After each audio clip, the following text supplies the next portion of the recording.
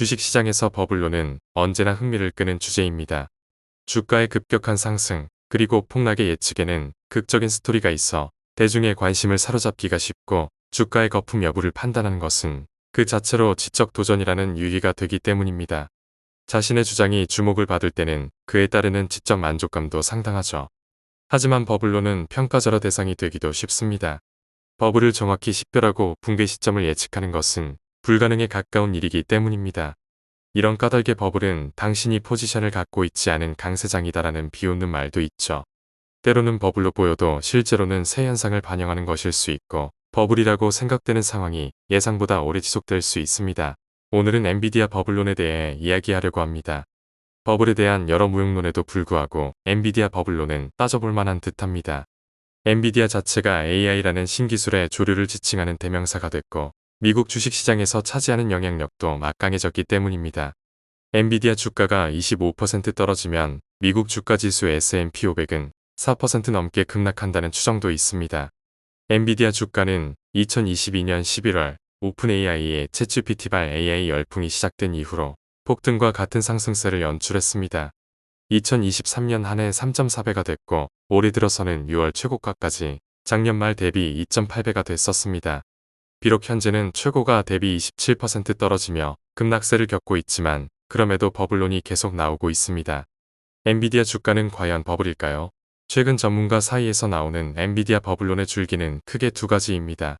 첫째는 현재 주식시장이 엔비디아에서 기대하는 예상 매출액에 성장폭이 고객사의 설비 투자액 예상 증가폭과 상당한 괴리를 보이고 있다는 점이고, 둘째는 엔비디아의 절대적인 점유율이 되레 기술 보편화를 지연해 결국 자멸로 이어진다는 주장입니다.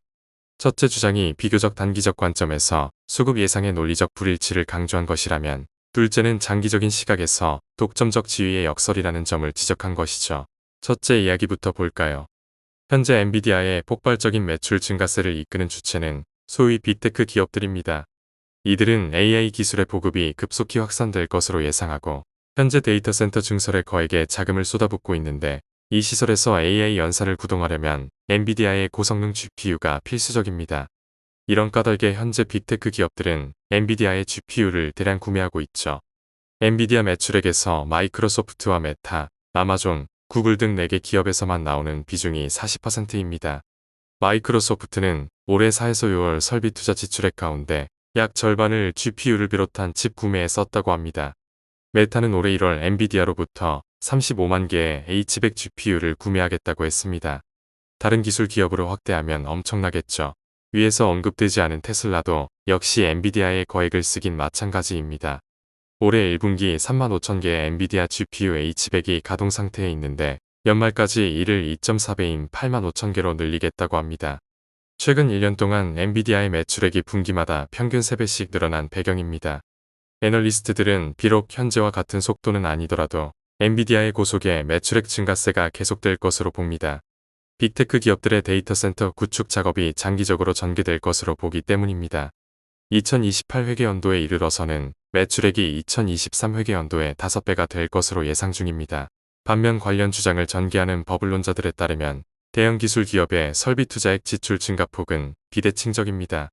앱솔루트 스트래티지 리서치에 따르면 현재 월가에서 엔비디아의 2025 회계연도 연간 매출액은 3년 전인 2022 회계연도 대비 1,000억 달러 증가가 예상되고, 마이크로소프트와 메타, 아마존, 알파벳 설비 투자액은 같은 기간 540억 달러가 전망됩니다. 다시 말해 4개 기업이 엔비디아 매출액 증가분의 54%를 차지하는 셈입니다. 아까 앞서 4개 기업의 엔비디아 매출액에서 차지하는 비중으로 언급한 40%와 비슷해 문제가 없는 것처럼 보이지만, 양자 사이에는 논리적 불일치가 숨어 있습니다. 왜냐하면 4개 기업의 540억 달러 가운데 일부만이 엔비디아 GPU 구매에 사용될 것이기 때문입니다. 마이크로소프트의 설비 투자액 가운데 엔비디아 GPU 구매 비용은 45%, 알파벳은 15%를 차지하는 것으로 파악됐습니다. 나머지는 데이터 센터 건설이나 전력시설, 서버 냉각 장비 등에 쓰이겠죠. 다시 말해 4개 기업이 엔비디아 GPU에 지출할 금액은 400억 달러보다 훨씬 적을 가능성이 크다는 얘기입니다. 현재 애널리스트들이 엔비디아의 매출 예상을 과도하게 하고 있다는 주장인 셈이죠. 두 번째 이야기는 AI 연산용 반도체 시장에서 엔비디아의 독점과도 같은 점유율과 관련이 있습니다. 회의론자들은 AI 시스템을 구축하거나 운영하는데 엄청난 비용이 들어간다는 점을 언급하고 있습니다. 알파벳의 존 헤네시 회장은 생성형 AI 모델을 사용한 검색이 비용 면에서 일반적인 키워드 검색 방식보다 10배 비싸다고 한 적이 있었죠. 물론 산업 초기에는 막대한 투자금이 필요하기 때문에 비용이 급증하는 것은 어쩔 수 없습니다. 초기에는 그렇다고 해도 나중에는 단위당 비용이 하락하는 소위 규모의 경제 효과가 나타나면 문제가 될 게 없습니다. 언젠가는 이익으로 전환하는 시점이 올 테니까요. 하지만 회의론자들이 지적하는 AI 시스템에서의 문제는 운영상 나중에라도 비용 절감을 기대하기 힘들다는 점에 있습니다. 현재 AI 연산형 반도체 시장의 경쟁 상황은 제한적입니다. 엔비디아의 GPU 성능이 워낙 월등하기 때문에 독점과 같은 점유율을 유지하고 있죠. 하지만 이런 경쟁이 제한된 구조에서는 여러 이유로 비용을 절감하기가 어렵습니다. 경쟁 환경에서는 고객사가 공급망을 최적화해 비용을 줄이려고 하지만 독점 구조에서는 마치 당연한 것처럼 받아들이기 쉽습니다. 대안이 부재하기 때문입니다. 극저에선 노광 장비를 판매하는 네덜란드의 ASML을 상기하면 이해가 수월하실 겁니다. ASML은 EUV 노광 장비 시장의 유일한 공급업체입니다. ASML의 최신 장비의 가격은 대당 약 3억 5천만 유로로 우리나라 돈으로 5천억 원이 넘습니다. EUV 노광 장비라는 것이 반도체 생산에 필수적으로 됐고 ASML의 장비가 업계 표준이 돼 이에 맞춰 생산 프로세스가 설계됐기 때문에 고객사들은 값비싼 장비를 구매할 수밖에 없습니다. 반도체 조달 비용을 논외로 해도 운영상 비용 절감을 실현하기가 어려운 점에는 막대한 전력 비용이 투입된다는 점이 있습니다. 2022년 기준 데이터 센터는 미국 전체 전력의 4%가 넘는 비중으로 소비 중인데 2026년에 이르러서는 6%로 증가가 예상됩니다. 2030년에는 최대 9%대까지 늘어난다는 전망도 있습니다.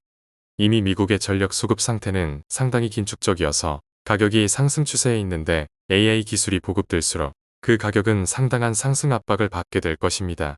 이미 비용상의 문제점은 나오고 있습니다. 오픈AI 적자 규모가 기하급수적으로 불어나 올해 최대 50억 달러, 우리나라 돈으로 7조 원에 달할 것이라는 보도가 나온 적이 있었죠. 지금과 같은 지출 수준을 유지하면 12개월 안에 현금을 모두 소진할 수 있다는 얘기가 나옵니다. 물론 오픈AI는 높은 기술력과 시장에서의 주목도로 인해 운전자금 목적의 추가 투자금 유치는 가능하겠지만 그만큼 선두 기업이라고 해도 수익성 확보에 어렵다는 점이 드러난 셈입니다. AI 기술의 비용 문제점은 인터넷과 같은 종전의 혁신 기술과는 대조적입니다. 인터넷의 경우 즉각적인 비용 절감 효과를 가져왔었죠. 예로 인터넷이 기존 우편을 대체하면서 통신 비용이 크게 줄었고 장거리 전화 비용도 인터넷 전화 덕분에 대폭 감소했습니다. 정보 접근성이나 전자상거래 보급에 따라 유통 비용도 크게 절감됐습니다. 이런 즉각적인 비용 절감 효과는 인터넷 기술의 적극적인 이용에 유일력이 됐습니다. 현재 AI 기술과는 대조적입니다. 현재 AI를 이용한 애플리케이션은 사실상 난립 상태로 킬러 앱이 부족한 상황입니다. 오픈AI가 선두 자리를 지키고 있지만 범용성 자체가 떨어져 활용이 특정 분야에 국한된 상태이고 정확성 문제도 꼬리표처럼 계속 붙여다녀 정확성이 담보돼야 하는 산업 부문에서는 오히려 멀리하는 분위기입니다. 언젠가 난립 상태인 소프트웨어가 정리가 되는 상황이 오면 현재 엔비디아에 대한 매출 추정치가 과도했다는 것을 깨닫게 될 것이라는 게 회의론자들의 주장입니다. 그렇다면 거품론자들은 언제 거품이 꺼질 것으로 예상할까요? AI가 수익성을 증명하지 못한 채로 다음 경기 침체기가 왔을 때입니다. 지금은 경기가 괜찮으니 수익성이 없어도 투자할 여유가 있지만 경기가 나빠지면 즉각적으로 투자는 위축될 것입니다. 그렇게 되면 엔비디아 주가에 대한 재평가도 빠르게 이뤄지겠죠. 어떻게 보면 주식시장이 최근 침체 공포에 유별나게 반응하는 것에는 이런 이유가 있을지도 모르겠습니다.